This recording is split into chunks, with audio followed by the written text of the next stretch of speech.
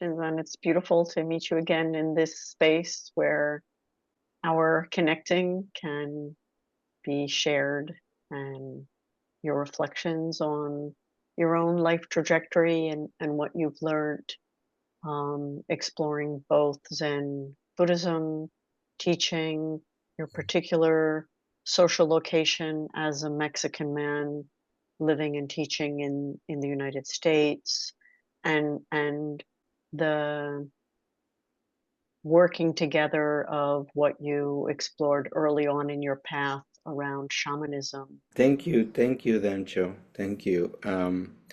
Yeah, likewise, I'm very happy to be here with you and have a conversation. And then I hope that this time it will be helpful to anybody who has the chance to listen to us.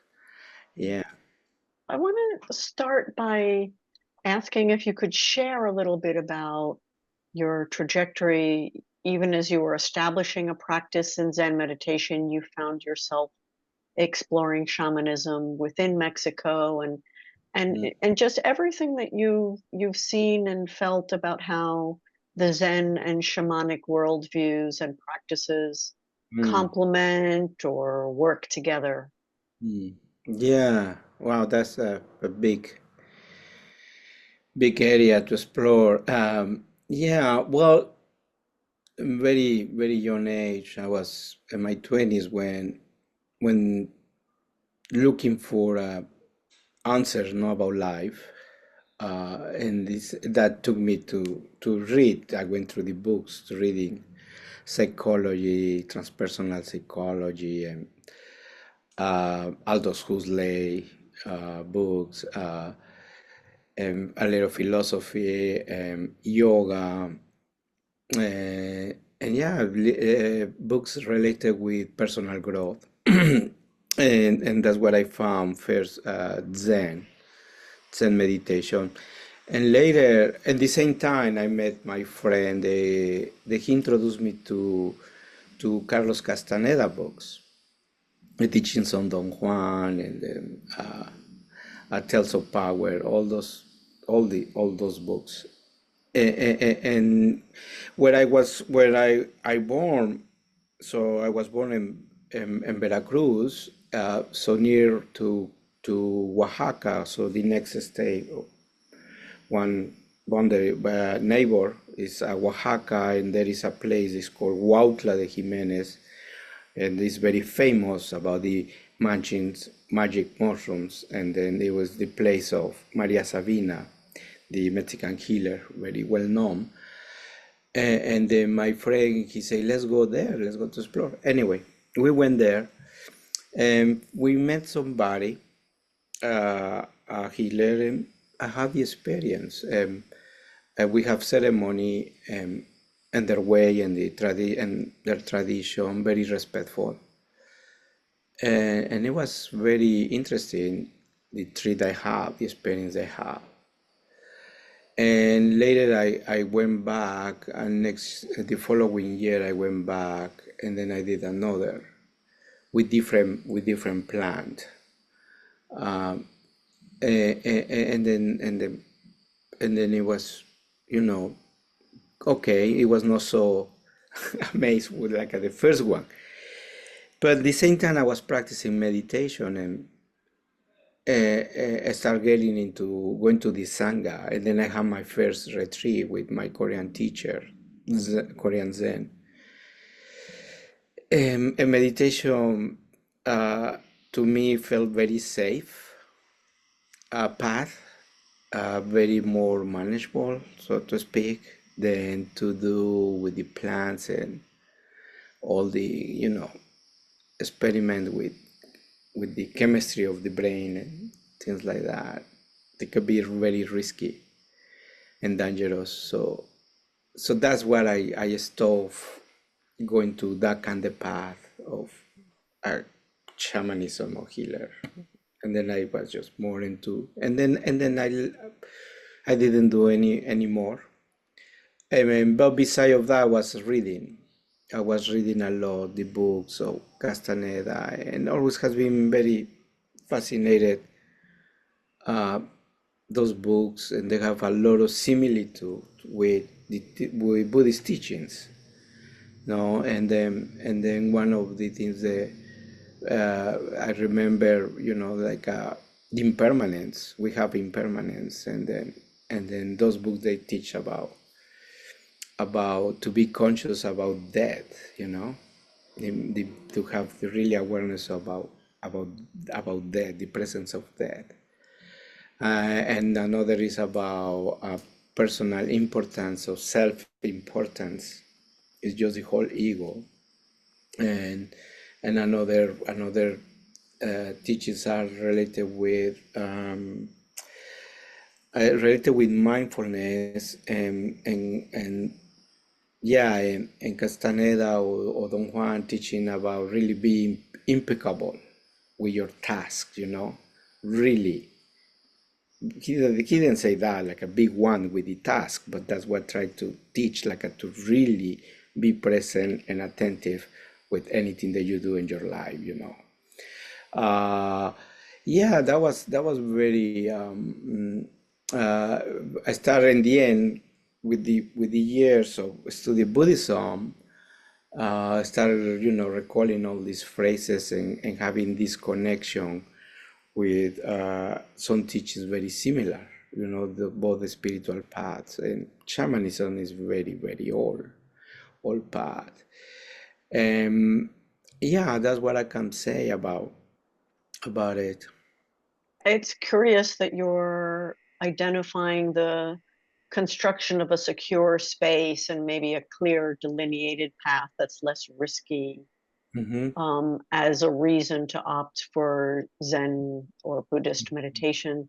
I wonder if you see the states of consciousness or the experiences that Zen meditation as well as shamanistic exploration, are they generating are they different paths to take us to us in a similar direction? And one thing that in my own experience, in my first session uh, in Mexico, after four days of practice, and I was so into, I have the whole energy, really practice concentration. We were practicing concentration practice, and it was very, very um, energized, very enthusiastic, and doing it. And the last day, I went to interview with my teacher, and then he asked me some questions and an answer. But I was so just I would say pure concentration, what people some call samadhi, like just openness, clarity, and then really focus in the present moment. And then but for me, it was something very new, very wow, something. Uh, and then I left the room. It was in the night, and then I went to my room. Ended the period of that day, and then I went to my room to go to sleep. But I was so into the concentration practice that I asked the question, "Who is God?" and or "What is God?" or something like that. And then just my mind tricked me, and then I went into a little panic attack. And when I went to this panic attack a little bit, like this spaciousness reminds me my trip, one of the episodes that I have with the mushrooms, and this kind of openness. I didn't have any hallucination or anything like that, and meditation, but the sense of awareness, the sense of vastness, and that was very similar. And then, but when I that question, because my Catholic background just kicked out, the guilt and the whole thing, and then became panic attack, a little bit. I was a little unstable, and I remember that my teacher said, well, if you have a negative thoughts, just go back to the sendo and do prostrations, do some bowing, and that's what I did. I just went back to do prostrations to ground me myself, because I started getting this negative thinking, very powerful negative thinking. And then I'm glad I didn't went to talk to my teacher, or I was freaking out. Like I could manage to ground it, that's the word, to ground myself back. Yeah, and that's what after that retreat I made the conclusion. Say, okay, I had the same quite similar experience, and then but the zazen I didn't took anything. I was just sitting and working with my breath, and the other one is different. You take something. Yeah, but I would say that that has been, and then since then, my practice on Zen, it has been very grounded, very grounded, and we have moments when we do retreats. It's like a certain level of daydreaming or visualizations that you are sitting, and like this morning I was in my zazen. I was because I was quite tired, and on the second period or something like that, I was having this dreaming, going to a school with somebody taking a child, that kind of thought came, like maybe my grandson or something. It was, it was like, and I was, and I bring my awareness to the present moment, and then I said, well, that's interesting thinking, interesting dream, some kind of dream. But we have those things. Sometimes when you look the wall for so many hours, or the floor, you start getting all these figures and shapes, and that's between quotations, hallucinations or visualizations that the mind produce, because you are really practicing, and the mind doesn't want to give up. And then there is a term they call makyo. Is makyo. That's why we call. So you have these uh, stages or things that happen in your mind. It's okay. It's just you have to let it go. We don't focus on anything, or working with dreams. And that's what I can say. I don't know if they're similar to taking, the plants, the medicine. But what I was gonna say more about it is that, yeah, my own experience has been very grounded and very. I haven't had since that time. I didn't have any kind of panic attacks or anything like that. I just recently I went through a little anxiety, but it was just um, something with my diet, and then quite have quite episode, and that was interesting to just to watch. Oh, that's a sensitivity that I didn't have for many years. But yeah, yeah. Along with this voyage, this long voyage that you've had into Zen Buddhism, one of the things that I heard about you, which you might not characterize it that way, was that you had been on a journey of re-indigenizing yourself, or maybe recovering an appreciation of your ancestors and your ancestry. Mm-hmm, mm-hmm, And I wonder if you could, Mexican culture places much more elders and ancestors in a much more central and revered mm-hmm, place than north of the border. Um, but I know that living as a Mexican in this world has made your voyage particularly complex, maybe. yeah. It's I think I've been practicing Zen Buddhism for close to 30 years, 29 years. I've been practicing. Um, and since I left Upaya Zen Center, doing my training there, uh, and just quite living by my own, so to speak, and not living in a community, uh, I felt like something came back, something more about myself coming back, and I start traveling more often to Mexico, and then we become mature by aging and the whole thing, you know. Start reconnecting or related like this is it has been there, my ancestry, my heritage, and then seeing with different views, different new perspective of my heritage, and getting so curious about it, and then and try to read, try to study very very little. I would like to do more, to go more into that, about the ancestry of my country, and the healers. I would like to, but it's just more focus in Buddhism and Zen Buddhism and teaching.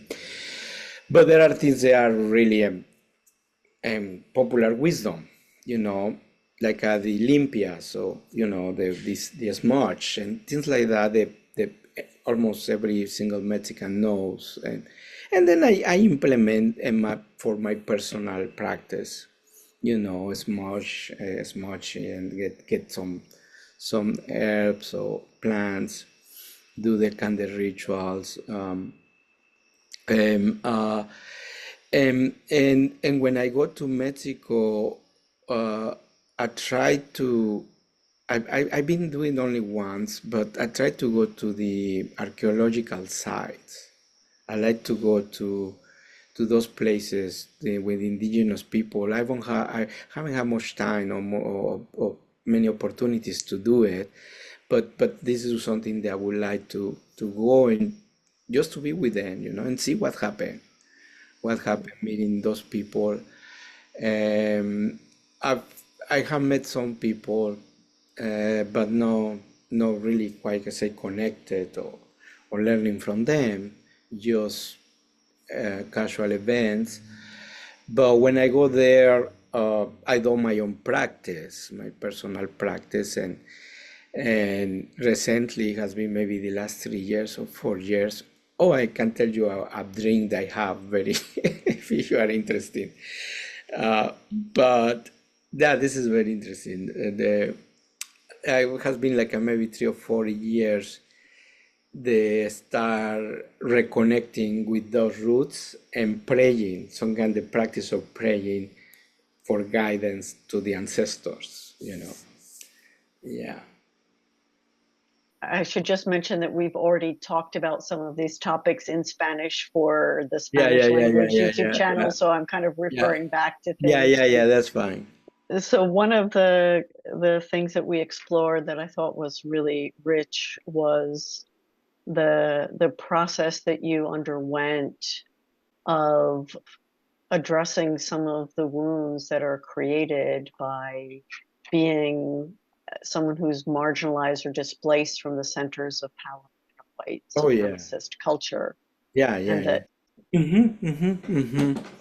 Yeah, so I came to the north. When I went to Canada and Toronto, I lived 4 years. I didn't have that awareness. I didn't have so much about being people of color, or or coming from a different economy, disadvantaged economy, Mexico. I didn't have that. But when I came to the United States, I went to Upaya Zen Center, and it was a little shock, for me, culturally. And but I was in this bubble of Buddhism. I was in Zen Center, and people very nice to you. I didn't see colors or anything until there was a moment, in my time there, the that I was having this kind of resentment towards Mexico. I was pushing away why my heritage, or seeing the bad things of Mexico. Like oh, we are not on time, and all these cultural things. Um, and I was quite trying to Americanize myself more and more. I didn't know, but that was quite unconsciously. Until one teacher, Arlene Luke, a teacher from San Francisco Zen Center, she asked me a question, very interesting questions related with Mexico.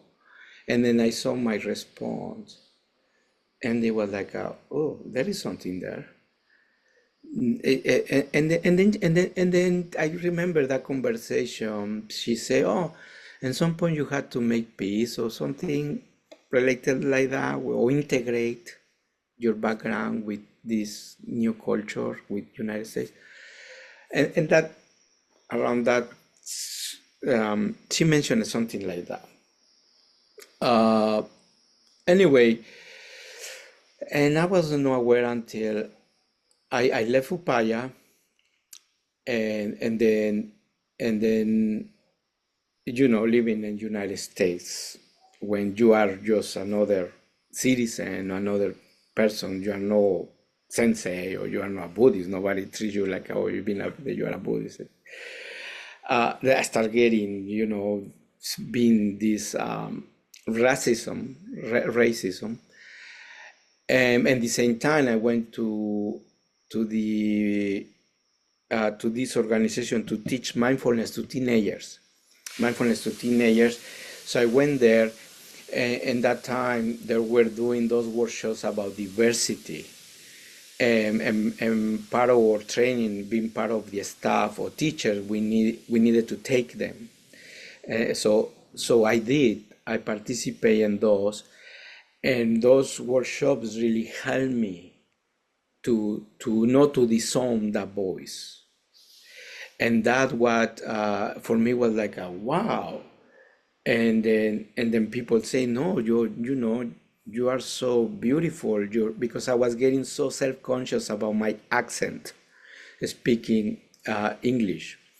And they told me, your accent is beautiful, and then just empower me, and they say your English is perfect, you speak very well English, don't have to be shy. And so there's really empowerment, and also with those workshops, they pointed out honoring my heritage.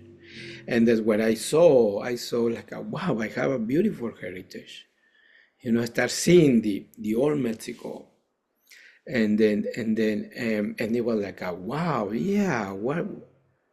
And anyway, I started becoming more proud who I am. And I start no anymore, like try to be submit or all those things, because I have very, very hard time with the white supremacy thinking. And now it's becoming more, it's more in the social media and the whole thing. And I said, oh, that makes sense what I was feeling quite odd. Yeah, that's what I went through, and this kind level of healing. And if you may say something that is very interesting, is I didn't mention it in our Spanish class, in a Spanish conversation, but I, in one of these, it was in my last retreat of the teenagers. There was a people of color, a teens of color retreat. So they invited me, and I was the leader or the facilitator with other two teachers. We went there, and all of us, we were people of color. And then we have a very interesting time. There was in the second day or the third day that something came out very in the teens, some kind of drama going on, but very profound.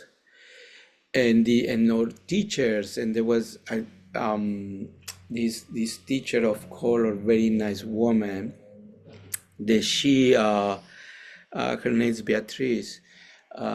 She was, and also exploring as well her roots from Jamaica, and then integrate Buddhism with the roots of indigenous people too as well. We had this connection. Um, and then anyway, we handled that process very profound, but when also we saw the Ormani was tried to deal like a white, like the way how white people deals with some kind of problems or events, and also we saw that, and then she was so um, great because she had the experience to dealing with conflicts and things like that. So she switched it, to what really needed, and we saw uh, layers of oppression, layers of way of thinking, and very um, wide thinking, just to put it close. It was very profound. And then some level with this, we had to accommodate the schedule that day. So we didn't follow the program. It was more what was needed. So we did counsel with the teenagers, and we did a lot of healing, restoration practice. That's what he used to do, or he usually does. And that night, I had this vivid dream, crazy dream. The I was in a town in Mexico, in a corridor, like in a porch, and that where Mexicans, they do parties until there was a gathering. There was gonna be a party, a fiesta, but there were we were sitting just almost like a circle, just in the periphery of the porch, and some people came, some like a cowboys, like a Mexican rancheros. Three guys came, and then to pulling me, say, "Let's go." And there was, but I was afraid. I was in that meeting, and then I didn't want to go with those guys, and also with hats, and let's go, very powerful presence. And then a young and tiny woman stepped out from the group, and he grabbed me and said, "Don't go." And then I say, I'm not gonna go. You guys can go ahead. And they left. When they saw this tiny, skinny Mexican lady, uh, they left. And then she say, te voy a limpiar. I'm gonna smudge you. And then she did that kind of practice. But later she went with her hands, pulling almost from my guts. It was a dream, and the whole thing, and pulling a stuff out from my guts, and then put it away and say, "You are fine. That now you are pure and you are clean." And that's it. And that's I remember, and I don't remember how ended the dream, but I woke up. So that dream, I talked to my co-teacher, to Beatrice, and she said, "What you think this about?" Because she was pushing me, she was talking to me, said you had to go to your ancestry. And we were having this kind of conversations. But that dream, it was for me, was a signal to look at it more and to make heritage. And that time I was not look at it so much. I was not really interested. But anyway, that's what I wanted to share. I don't know. It was a dream, but sometimes dreams are message. Everything that you've just described really kind of underscores for me how key it is that if we're going to recover the valuing and respect for our relatedness to land, our relatedness to our own ancestors, this whole sense that indigenous pathways, knowledge, life ways have something essential, vital that we Mhm. need to learn from, or even put in the center, in this moment of ecological and really existential and spiritual crisis, that in order to do that, we have to come to terms with the fact that there is this very strong Oh yeah. marginalization, and the racism has to be addressed in order for us to be able to value. Yeah, it's just one point of view of the war. And then there are so many views. And then we standardize the white view, the European, the colonization. Yeah, that's. Mhm. And so your journey has really been part of that process. Yeah. The healing and being here in San Diego and then even with my sangha, uh, finding because I had the two sanghas. It's just one, but I had the Spanish speakers and the Anglo sangha, and then it's different. Yeah, Different. just this intimate link between re-indigenizing and decolonizing. Hmm. Hmm. Mhm. So another thing that I wanted to invite you to reflect on again is the way that over the course of time, your understanding of ritual and what ritual can do has shifted. Mm, mm, mm. Yeah, ritual are for me now are very. It's very important. Is create a container,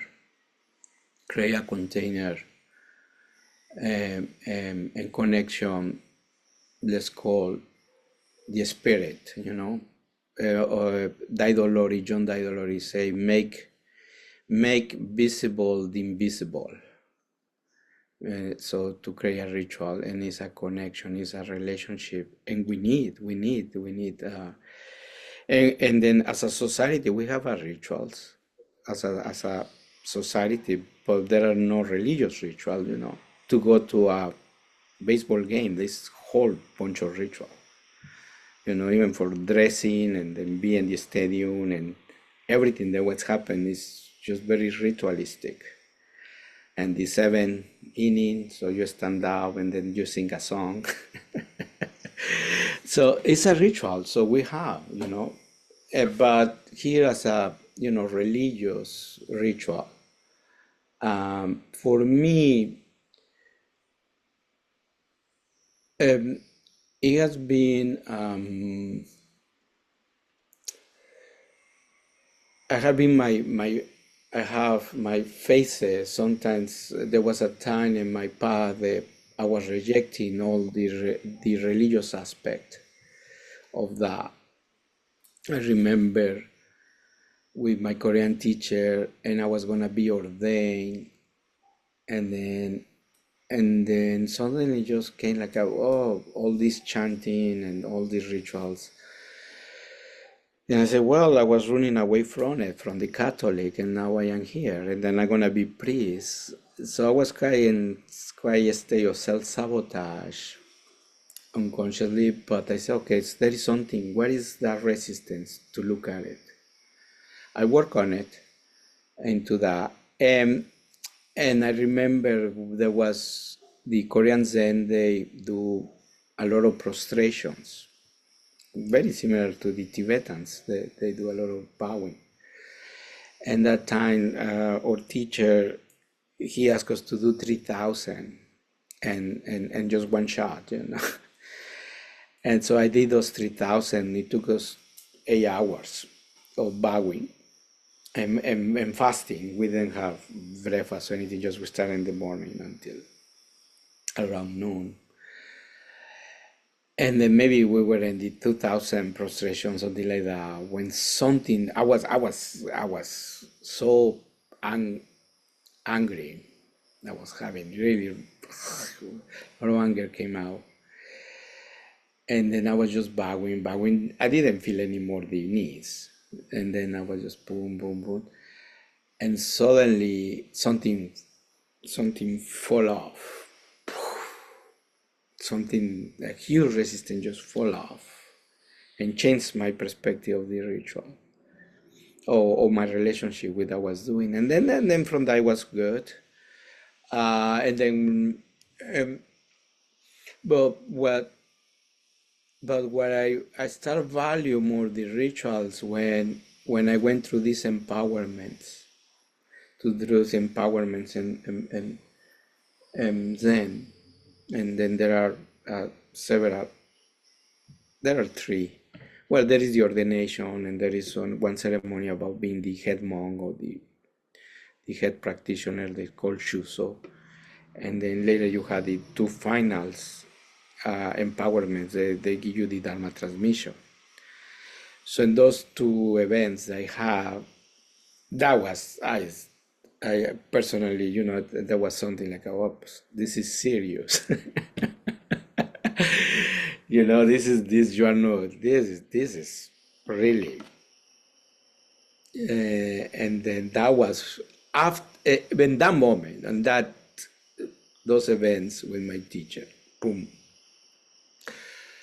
I think for that I get like a lot of respect for the lineage, respect for the ancestry, for the heritage, and the ritual for me make me humble, make me to be grounded, not to get a big head to say, oh, I am God or something like that. No, the ritual is to really, and plus now being a teacher and create ceremonies for my students, and the past, the words they didn't have meaning, no, but now they have a meaning, and just you being just like the antenna to transmit something.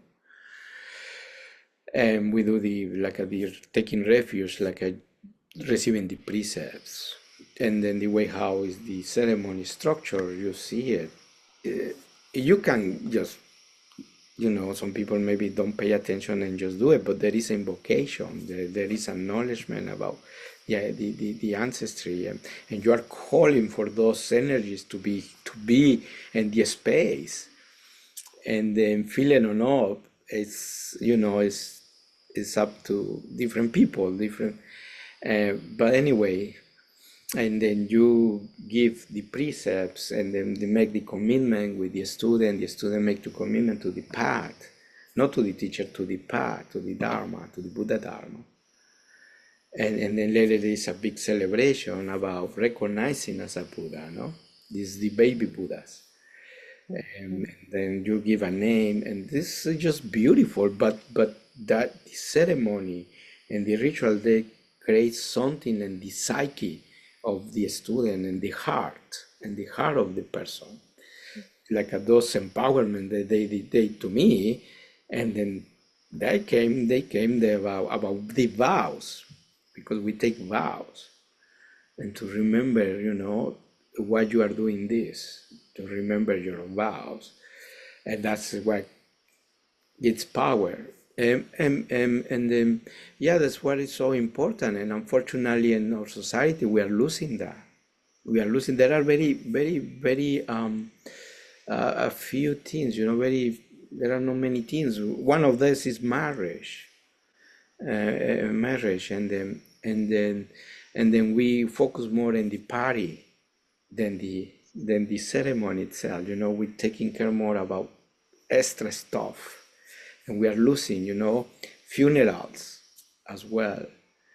And here in the United States, there is no this kind of mourning, about the loss of somebody. We are so busy, and then just go to the cemetery, done, and next. There is no this vigilia or the 9 days in the Catholic, or as a Buddhist, the 49 days, or ritual or chanting. There is no that anymore. And really, countries, they are really developed, what we call developed countries, and we're losing as a society. There is no, in the past, the initiation, it was very important. It's something that in my journey, I saw about rite of passage, those initiation, and the tribes, when the man's gonna be when the child gonna become a man, or the girl become a woman.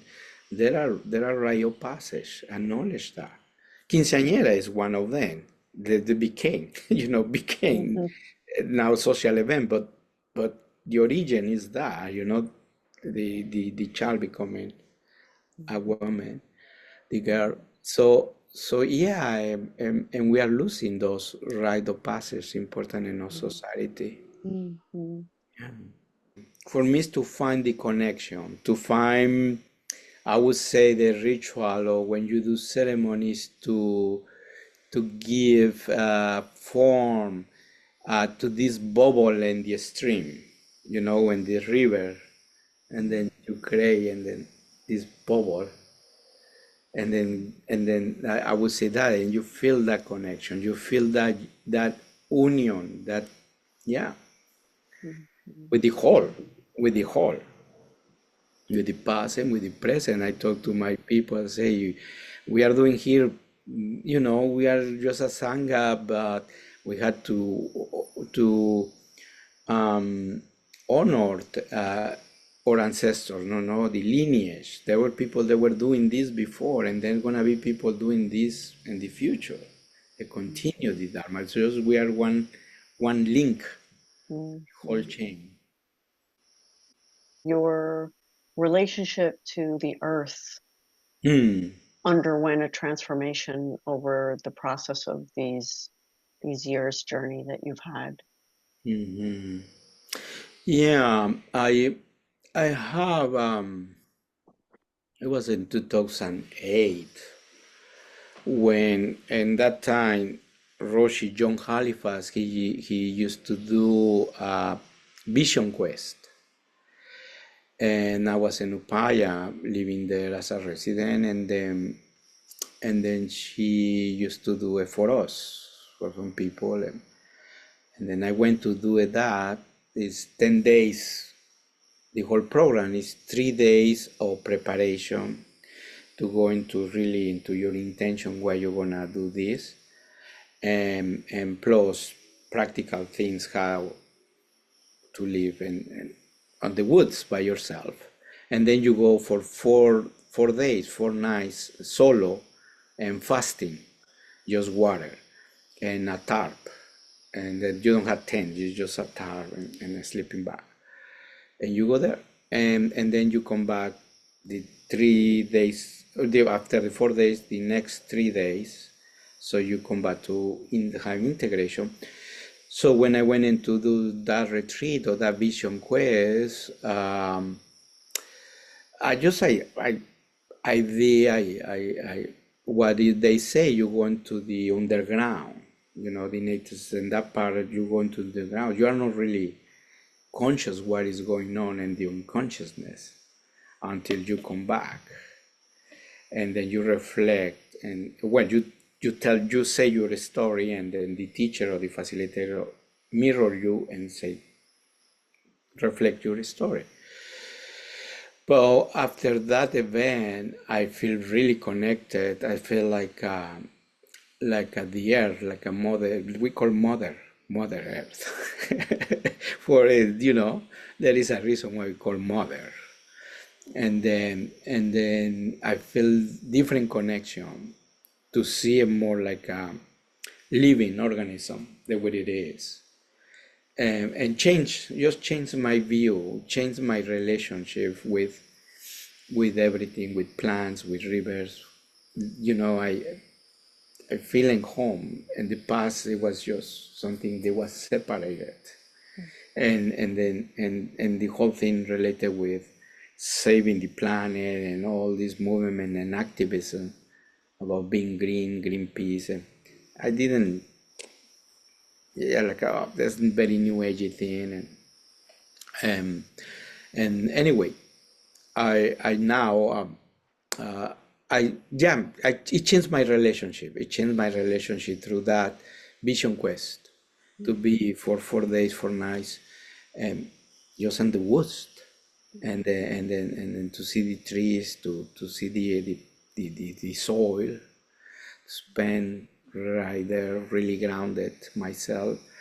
Uh, like I said, change my view, my relationship with those things, with the And elements.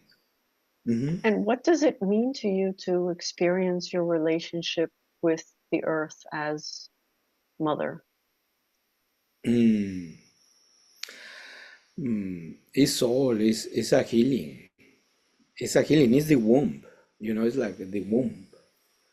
Everything comes from there, from the earth, or food, everything. We cannot be separated because the gravity, the practical thing is this kind of, if we start seeing more as our home, it is our home, but not just this, what we built, you know, and then we are gonna feel less alone, less lonely. We start learning to connect, like I'm doing hiking. Hiking is so healing, and to really go into the nature is has a very profound healing. That's what for me is when I used to do that. I still do it.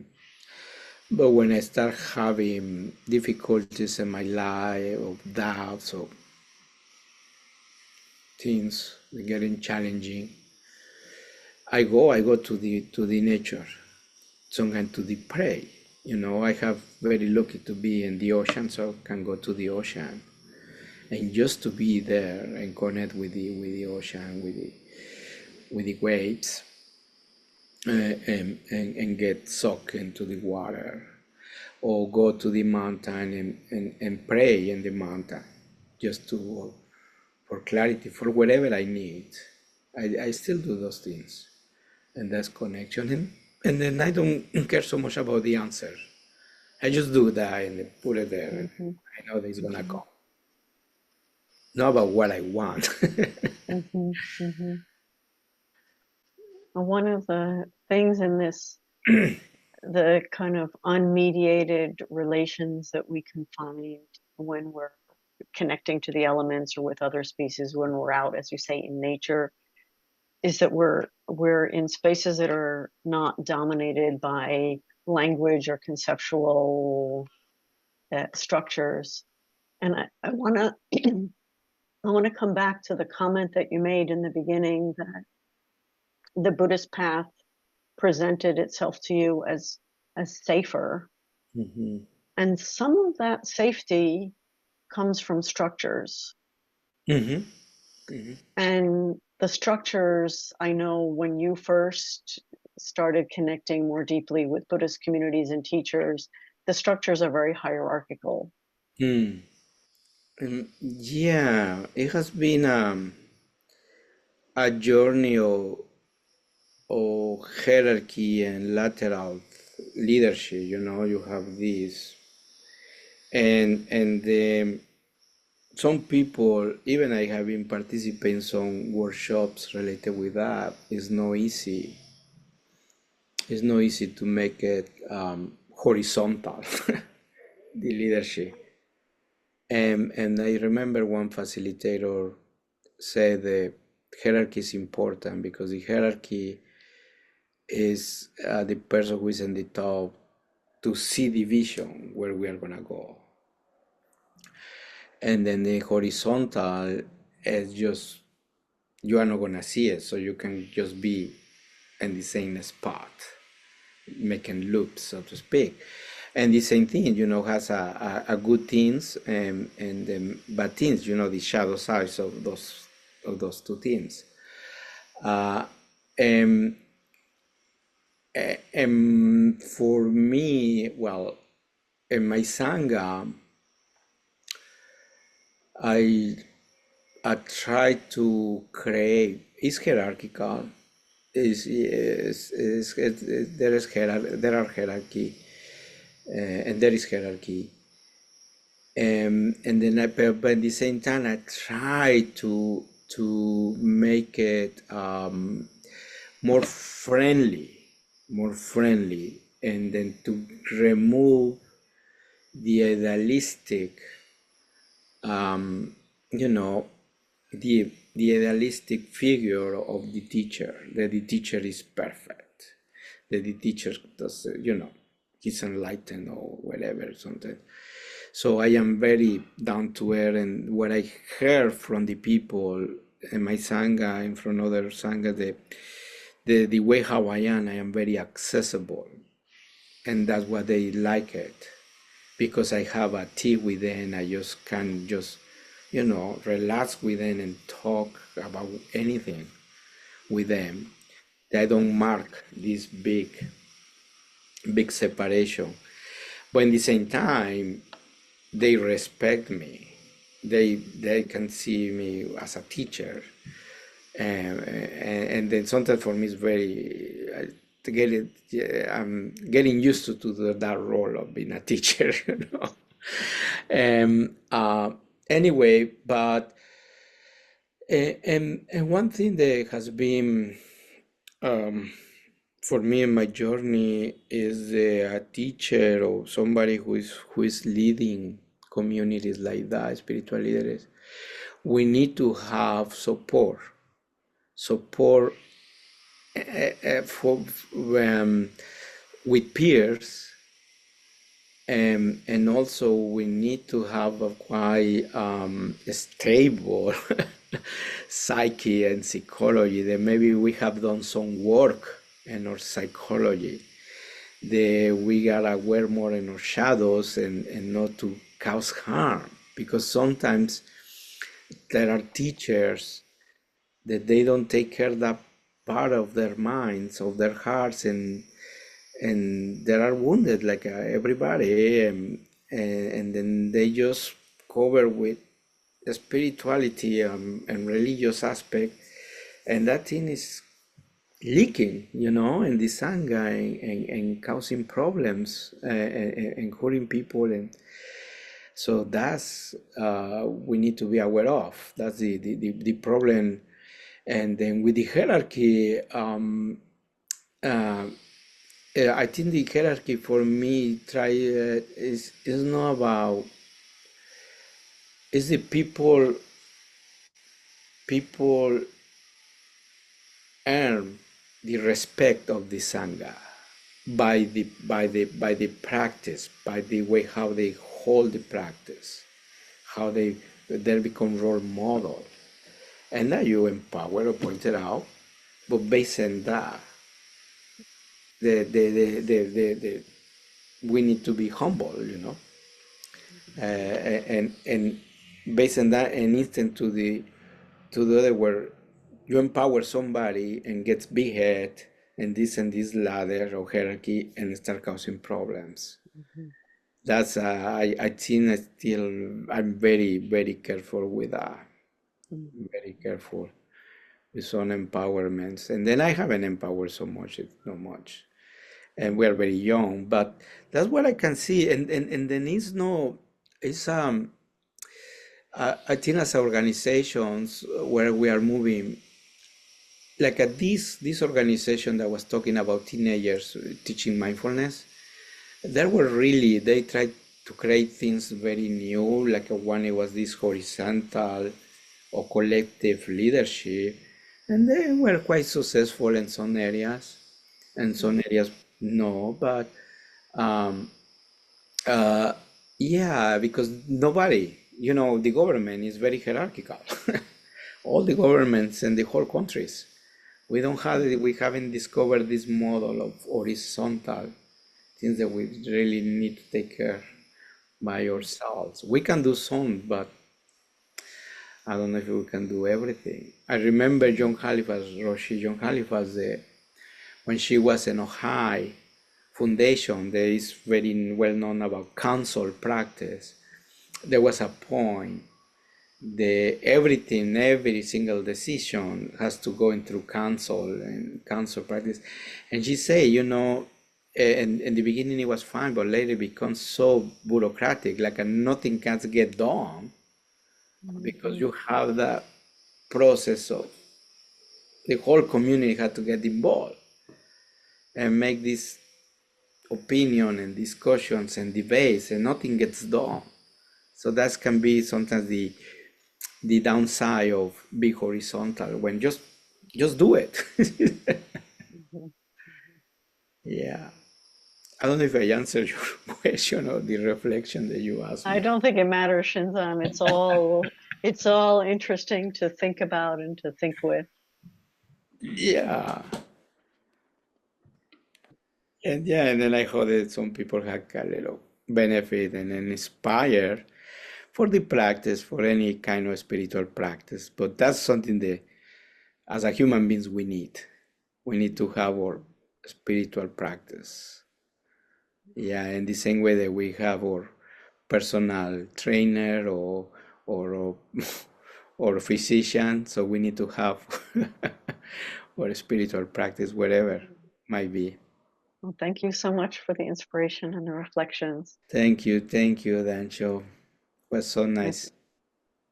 Thank you. Thank you.